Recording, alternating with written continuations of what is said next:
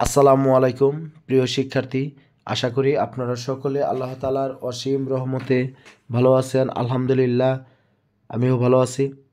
আজকে আলোচনা করব এসএসসি পরীক্ষা 2024-এর ফলাফল সংক্রান্ত অভিযোগ প্রসঙ্গে।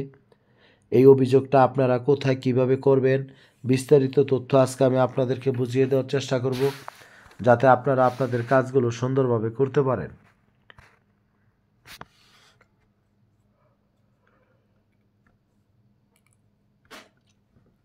তবে শিক্ষার্থী, কিছু কথা জানিয়ে রাখি। আপনারা যারা 2024-এ পরীক্ষার্থী ছিলেন, কিন্তু আপনাদের দ্বিতীয় বর্ষের শুধু পরীক্ষার ফলাফল প্রকাশিত হয়েছে, দ্বিতীয় বর্ষের সাথে কেউ যদি প্রথম বর্ষের কোনো সাবজেক্ট রেজিস্ট্রেশন করে থাকেন সেটারও, কিন্তু এমনিতে যারা 23 ব্যাচের শিক্ষার্থী যারা প্রথম বর্ষে ছিলেন, আপনাদের ফলাফল প্রকাশিত হয়নি। কিন্তু সেজন্য প্রথম বর্ষের শিক্ষার্থীদের এই অভিযোগের বিষয়ে কোনো কিছু বলা হয়নি। অর্থাৎ যারা শুধু দ্বিতীয় বর্ষের শিক্ষার্থী ছিল, যাদের ফাইনাল জিপিএ আসার কথা ছিল, ওই সমস্ত শিক্ষার্থীদের যাদের জিপিএ আসেনি কোনো কারণে, সেই বিষয়গুলো অভিযোগ আপনাদেরকে 5/12/2024 তারিখের মধ্যে আঞ্চলিক কেন্দ্র অথবা উপ আঞ্চলিক কেন্দ্র এবং বাউবির মেইন ক্যাম্পাসে আবেদন জমা দিতে হবে এবং আগামী 3/12/2024 তারিখে অভিযোগ সংক্রান্ত আবেদনগুলো জরুরি ভিত্তিতে পরীক্ষা বিভাগে প্রেরণ করতে হবে। নির্ধারিত তারিখের পর কোনো অভিযোগ গ্রহণ করা হবে না। অর্থাৎ আপনি চিন্তা করে দেখবেন যে আপনার কলেজটি কি আসলে কোনো উপ আঞ্চলিক কেন্দ্র আছে কিনা, সাব আরসি অথবা ডাইরেক্ট আরসি।